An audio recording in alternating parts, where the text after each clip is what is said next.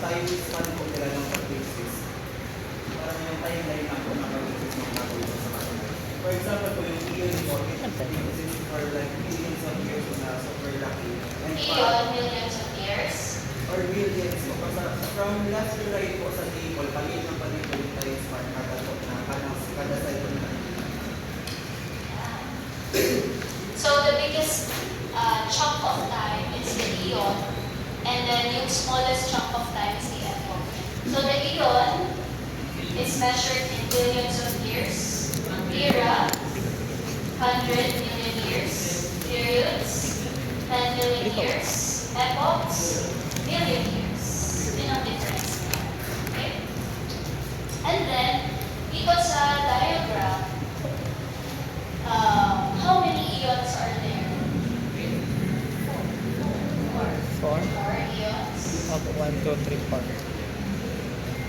Merong dalawang major na eon, yung Precambrian time, and then the Phanerozoic time. So sa Phanerozoic, ito na yung start ng existence ng appearances ng iba't ibang organisms, and the Precambrian time is divided into 3 sub-eons. So we have the Hadean eon. The second is the Archean. Archean. Okay, bakit nila siya Archean? Archean. And the last is the Proterozoic. Ano ba yung pinagkaiba ng tatlong eon na yan? Okay, so kung i-analyze natin geologic time scale, alin ang nag-occupy ng majority ng time sa history?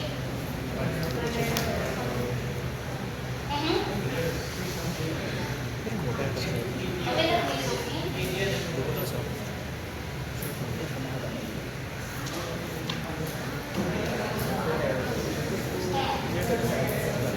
Majority ng evolutionary time ay na-occupy ng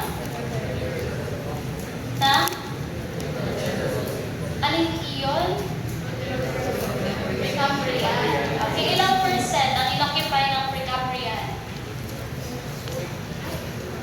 Ilang percent? 88%. Diba? 88% Precambrian. And yung appearance ng organisms until present day, 12% lang.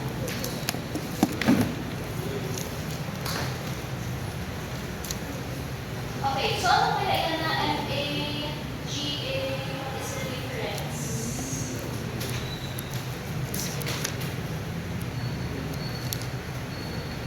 Okay, so again, hindi natin, na-discuss ko na ito before. Babi pa po. Sure. Raw po. Alam po. Anong error? Ano na error? Okay, so yun nga, yung difference nila, the eons up to the epoch. Okay, move on na tayo. Okay, so we have here different abbreviations. Ano kaya ibig sabihin ng MA, GA? Pero din yun ang AA.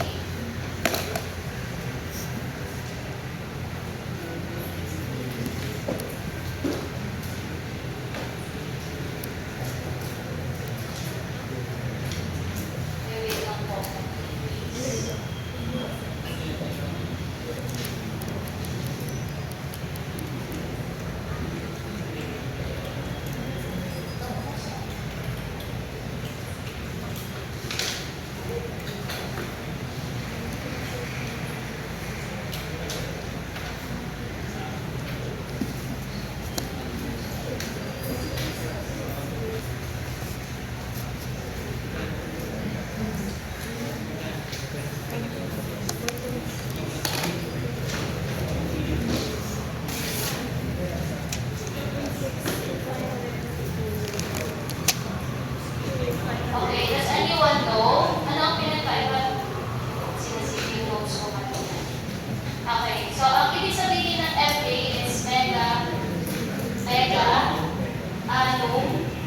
GA is giga ano, and KA stands for,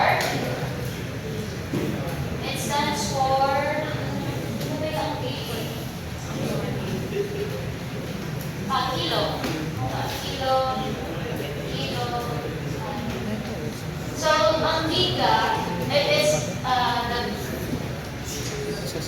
million years, yung MA, million years. So, kapag may nakita kayo na reference na MA, that means mega-anong, or kapag MYA naman, million years ago. Or kapag BYA, billion years ago.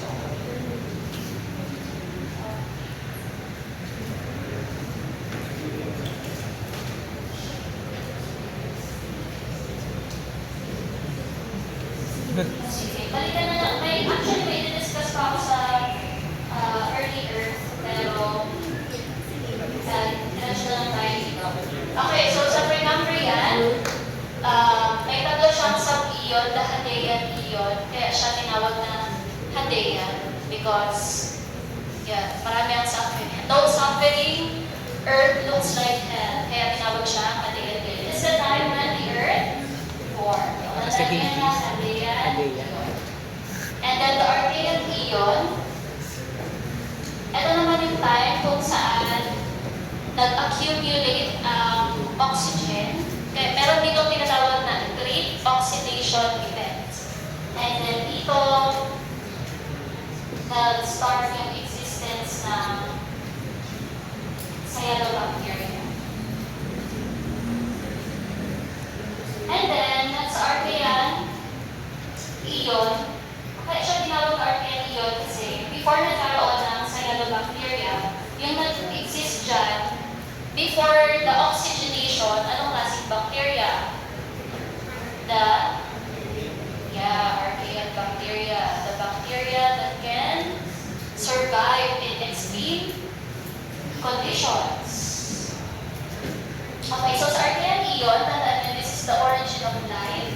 Dito nag-start ang simple cells. So, syempre, Archean muna before the cyanobacteria.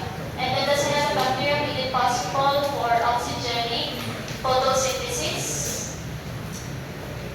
Okay. Yeah. Oxygenic photosynthesis. And then sa Proterozoic ion, I was wrong earlier. So sa Proterozoic ion, dito pala nangyari ang great oxygenation event. So, let me just correct. Sa Archean ion, do not start yung appearance ng cyanobacteria. Pero, nag-accumulate yung oxygen sa Proterozoic ion. And nandito din po sa Proterozoic ion, nag-start ang existence ng eukaryotic cells. And yung first animals, the sponges. So, kung naalala nyo doon sa issue natin activity, di ba merong nag-reflect na nauna pala yung animals kaysa sa land plants. Kasi nag-originate ang life sa sea. And yung animals, yung simple forms of animals like the sponges, yun ang mga unang forms of animals. So, alisin natin yung picture na animals sa land. Okay, nag-start ang life, ang animal sa sea.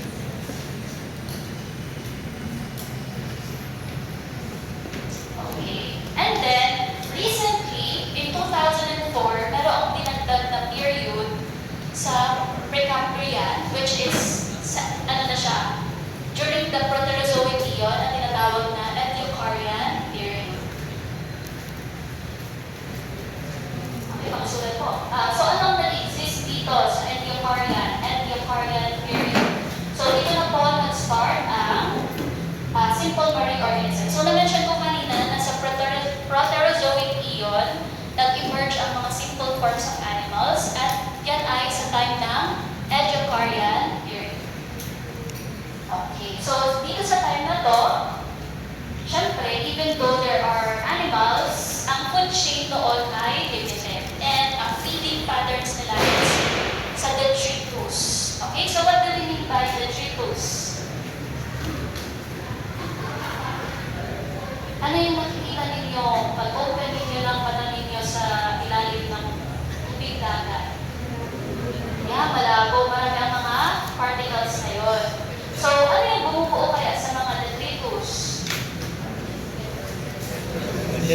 organisms. Ah, ano? Dead organisms. Yan, microorganisms, microbial mats, mga remains ng mga organisms, so decayed organisms, yung mga particles nila. Tapos siya iinom natin, di ba? Microbial mats, decayed organisms, particles of rocks, mga sand. Okay, so yan po yung detritus. Siyempre, yung kinakain ng mga animals, yung dead organisms. Hindi nyo nakikita ng mga word, pero yun. Wala kasi picture ng detritus online. So, clean up ko lang siya from a diagram. So, yan ang detritus. Basta pag-opening nyo ng mata niyo sa dagat, kung ano nakikita niyo, yan ay mga particles ng detritus. Okay? So, ano ulit ito? Angioparian period during the Precambrian or specifically sa Proterozoic eon. Okay, let us now talk about the Phanerozoic eon. Okay, so ang Phanerozoic eon, ito yung eon kung saan nag-exist na ang iba't ibang forms of life. So, hinati siya into Paleozoic or old life or ancient life. So, nag-start siya 541 million ano. Okay? Sa iba-ibang references, iba-iba ang start date nila. So, ang reason bakit iba-iba yung chunks of time is meron daw na mga organisms ay bago daw mag-form ang fossils, inaabot muna ng ilang hundreds of millions of years. So, parang pang-estimate lang yun. Okay, so yan ang reason bakit iba-iba yung time frame. Usually, ang mga organisms daw ay nag-live ng fossils, pero ilang hundreds of years na nakalipas. Okay? So, Paleozoic, and then Mesozoic or the middle life, and the Cenozoic, the new life. Okay, so Phanerozoic, Paleozoic era, patingin nyo dito sa data na ito, 542. So, doon sa picture kanina, 541. Okay, so tatandaan ninyo class, I want you to memorize these different periods. So, syempre, start tayo sa Cambrian. Okay, Cambrian, C-O-S-B-C-P.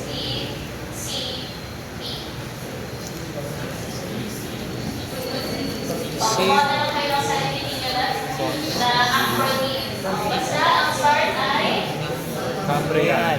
Cambrian, sunod. Ordovician, sunod. Silurian. Devonian, Carboniferous, and Permian.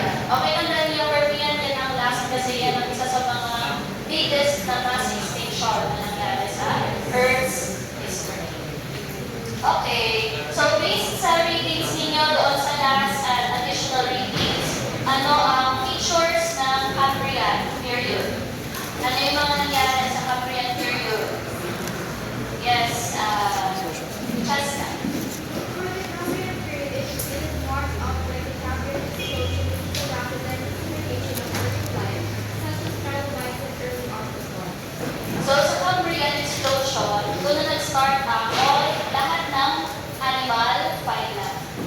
Okay? All major animal phyla appear. Ano kaya yung nag-drive sa Cambrian explosion? Isipin niyo, ano yung mga events before? At ano yung mga events na nag-result from that event? Kaya nagkaroon ng explosion of life sa Cambrian period.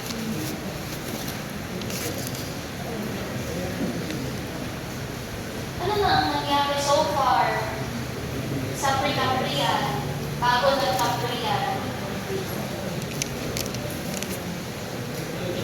Yes, Denise? So, before the Cambrian, the Precambrian, it was the appearance of multicellular cell marine life, or the origin of life. So, yung appearance ng eukaryotes, yun ang nakita nila bakit may Cambrian explosion? Sufficient ba yun? Anong factors kaya ang nag-cause? Bakit ang daming forms of life ang sumulpot sa Cambrian period? Anong mga nag-contribute Caleb. Siguro naman sa simulation of oxygen sa previous years, yung yung naging driving level sa pag-release. Okay, that's correct. So, the increase in atmospheric oxygen. Okay. So, yun ang nag-drive para magkaroon ng larger and more active animals. And na-mention din Ms. Joramil last time na because of the oxygenation event, nagkaroon ng evolution of, ano yung sinabi ko? Kung naalala mo pa? Parang it is going to developing urban Ayan, yung more, more sophisticated na respiration but more efficient, which is the aerobic respiration. And because of aerobic respiration, yan, mas na-diversify ang mga animals. Kasi ibig sabihin nun, mas naging, ang metabolism nila, mas naging better. Okay? Ano pa kaya? Ano pa? Yes, Gerald. Siguro po yung bacteria, supercontinent bacteria, kung saan mas mataas po yung fraction ng brain life sa mga terrestrial animals. Oh, pero kailan natapos ang Pangea? Permian, nasa kapilid pa lang tayo. Di ba naging buo yung supercontinent sa end na ng Permian? So, na-imagine nila ko bakit yan ang biggest mass extinction in Permian. Ano ba? Tingin mo. Salisin muna natin yung supercontinent na Pangea. Ano pa kaya? Aside sa oxygen. Yes? Rian. I think po nagiging mas stable po ang Earth since nagkakaroon ito ng accumulation of oxygen and hindi na po siya nagiging kasing harsh ng nauna po na period. Mas naging habitable. Sa Swiss. And then, dito na ninyo, Prince. Nagpalitan na lang ng Camorens. Sa tingin ko po kumbaga mas established na po yung ecological pyramid po, like yung may mga predators na po and yung autotrophs. Okay, so na-mention mo na yung ecological pyramid.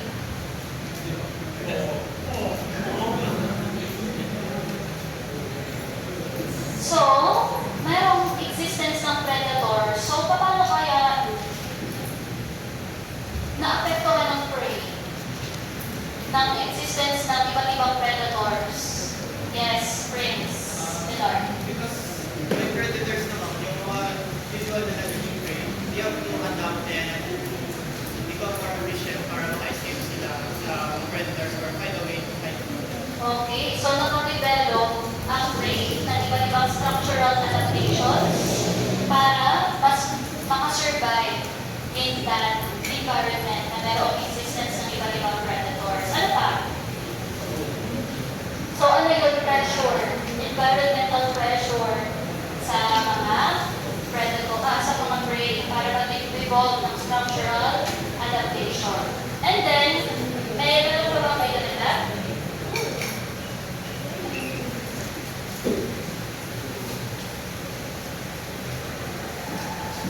So sa time na to, di ba, after ng formation of Earth, over time, nagkaroon ng cycling of nutrients, matter.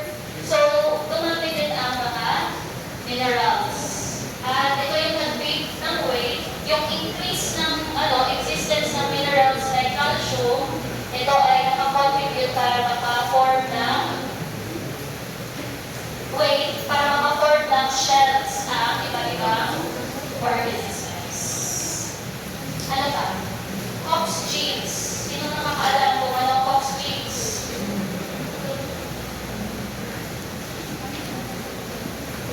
Cox genes, these are genes responsible for the body plan of organisms. So, sa time na to, sa Cambrian period, nagkaroon ng start ng evolution ng Cox genes. Kaya nagkaroon ng iba't ibang body plans sa iba't ibang organisms.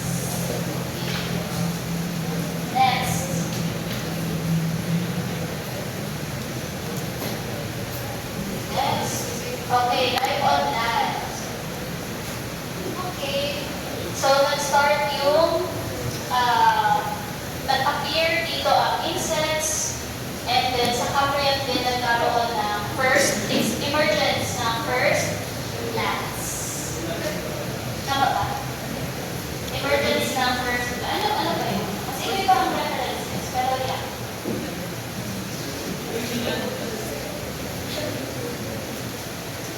Next. Okay, ano naman?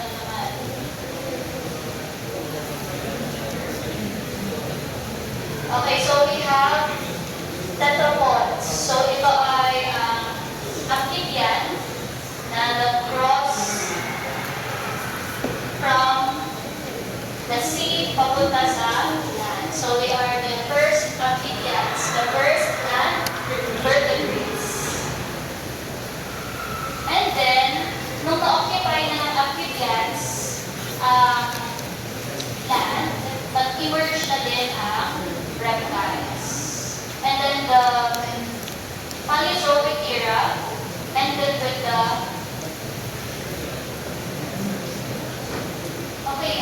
Paleozoic era, hindi ito Cambrian period na pinag-uusapan natin. Na-discuss na tayo kanina ng events ng Cambrian period. Okay, so ito na mga events na to, ito yung highlights ng Paleozoic era. Okay, so nag-end siya sa Permian mass extinction kung saan 90% of marine species became extinct. Okay, ano ang possible causes ng Permian mass extinction? So, walang definite na cause, wala pa dyan yung meteorite. So, ang mga possible causes, volcanic activity, climate change, and yeah, volcanic activity or climate change. Okay, so we will have a picture. So sa Cambrian, ito yung mga key periods sa iba't ibang periods ng Paleozoic era, the Cambrian, emergence ng iba't ibang body plants. Sa Ordovician, vertebrates, appearance ng plants sa land. Silurian, coral, insects, and land plants. Yan. Devonian, sharks, bony fishes, Carboniferous, okay, forest, lush forests, amphibians, appearance ng amphibians, Carboniferous, and then dito sa Carboniferous na-spread na ang mga insects, and sa Permian, nag-scatter ang mga reptiles, and then nag-appear ang gymnosperms. Ano ang gymnosperms?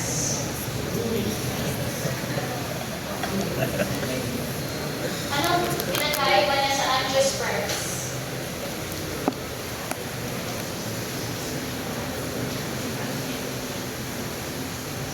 Gymnosperms, hindi familiar? Ano ito ang familiar? Gymnosperms, these are plants with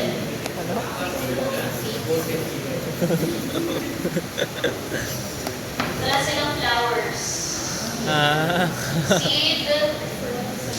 Seed producing plants. So may seeds pero wala siyang flower. Okay, so ano examples ng mga gymnosperms? Pines. Pine trees. Stocks yung diagenetic yung ano mo ba? Ang banana ba? Yeah. Ano pa ba? So yun, gymnosperms, ang nauna before na-form ang angiosperms, which are the flowering plants. Opo. Dragon fruit po. Charot. Ano ba? Di ba walang flowers ang pine trees? So they have naked seeds, not protected by flowers. Okay, Ordovician, please take note, ito yung first vertebrates.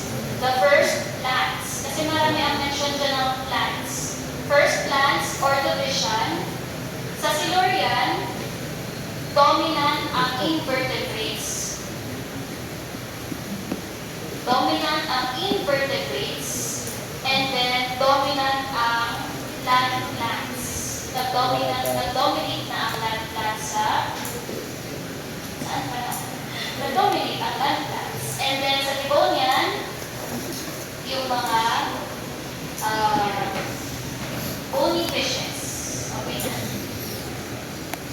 Okay. Let's move. So sa Olympian ha, na iba-ibang events. Ano ba yung hindi dito na-mention? Cambrian. Na-mention na, orthovision. Based dyan sa ano ninyo, natutunan dyan sa material. Ano nangyari sa orthovision? Yes, Jessica. For the orthovision, foreign ecosystems expanded and through the vision, early landmass emerged. Okay, so, tama ba? Dito sa reference. Okay, sa orthovision, basta ha, first, plants. First, vertebrates. Okay, how about the Silurian? Dyan sa material ninyo. Yes, Kaita? Appearance of vascular plants, first terrestrial animals, or under anthropods, and evolution of advanced Evolution of? knowledge. Devonian? Yes, Evelyn. It is termed the age of fishes. It is where the variety of fish, first amphibians, and vast forests of primitive plants emerge. Age of fishes? Ano ibig sabihin ng age? Ito yung time kung saan dominant ang fishes. Ang mga fish, hindi fishes. Ay, tama fish. Devonian. Okay, dominant ang fish. Okay, next, Carboniferous. Lady, Isha.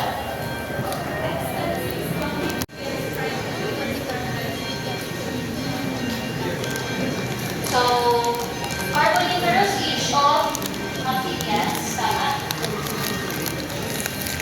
Tama ba? Age of amphibians. Hindi kasi lumabas yung mga pictures sa presentation. Carboniferous age of reptiles. Wala pa wala. Okay. Wala po nakalagay. Fresh reptiles na. Okay. For me, yan. Doon dumami ang reptiles. Okay, dito tayo sa Mesozoic era. Para makaalam tayo, makakuha na. Mesozoic era, otherwise known as middle life. So, nag-start siya with Triassic, sunod, Jurassic, sunod, Cretaceous.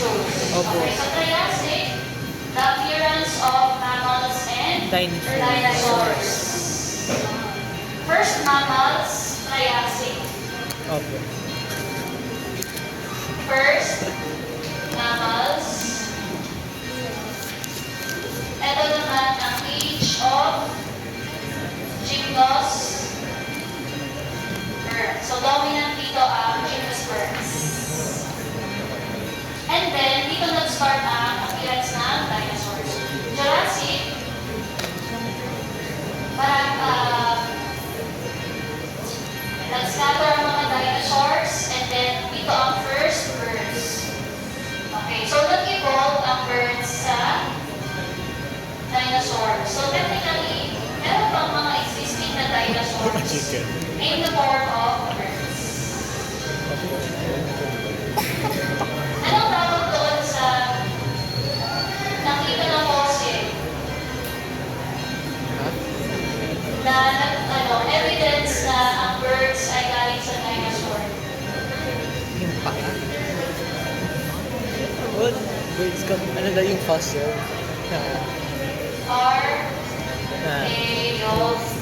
Birds came from So dinosaurs. ito yung fossil ito yung sinasabi na ancestor ng mga birds.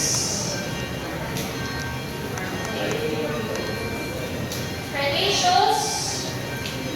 Okay, so dito na nag-start ang appearance ng flowering plants and dominant ang mga dinosaurs.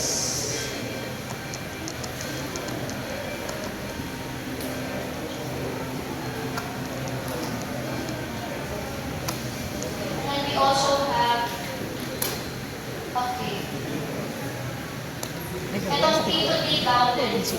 So ito ay isang evidence ng meteorite impact. So itong K2D boundary, Check it. meron ng evidence ng, ito ay layer of rock na meron ng iridium. At ano ang significance ng iridium? Ang iridium ay rare sa Earth, pero yung dominance or amount ng iridium dito sa rock layer na to ay nagpapatunay na meron ng meteorite impact na nag-cause ng extinction ng dinosaurs dito sa time na to. Okay na po ba? Okay, so the K2D boundary, hindi ko alam kung bakit siya tinawag ng K2D boundary, but this is the between the Cretaceous and the Paleogene period. Ang Cretaceous, di ba, yan ay ang sa Mesozoic. And then, ano yung sunod sa Mesozoic? Yung first na period dito ay Paleogene. So, yung boundary, Cretaceous, itong dalawa, meron ng evidence ng meteorite impact sa Earth na nag-cause ng extinction ng dinosaurs. Ano nga ulit yung evidence? Yung rock layer na meron ng iridium, which is, ang iridium ay matatagpuan lang siya sa meteorites. Kaya sinabi na mayroong meteor na nag-cause ng extinction. So the iridium layer is rare on Earth, common in meteorites. So sa time na to, nagkaroon ng extinction ng dinosaurs, marine invertebrates, some plants, and bakit kaya namatay ang mga dinosaurs? Because the impact caused a debris cloud that altered the climate for years. And alam niyo naman, yung hindi nakakapag-adjust ay hindi nag-survive. So, hindi naka-adjust ng ating mga dinosaurs. And because of that, nag-appear tayo ng mga mammals. Okay na po. Okay, let us talk about the Cenozoic era. So, ang Cenozoic era, this is called the recent time. So, meron siya ng tatlong periods. Sa ibang references, quaternary at tertiary siya. Pero yun ay old na classification. Sa new classification, hinatin nila yung quaternary into Paleogene and Neogene. And then, Paleogene and Neogene. Okay. So, sa Paleogene, the mammals diversified. Yung appearance ng mammals ay during the Cretaceous, di ba? So, nag-diversify ang mammals, nag-start mag-emerge ang primates, and then eventually, sa Neogene, ito na yung mga apes, mga hominins, modern humans, and then yung humans, we survived the Ice Age, kaya nag-continue pa tayo mag-evolve. And then somehow, naka-influence ang continental drift sa ating evolution. Paano ba naka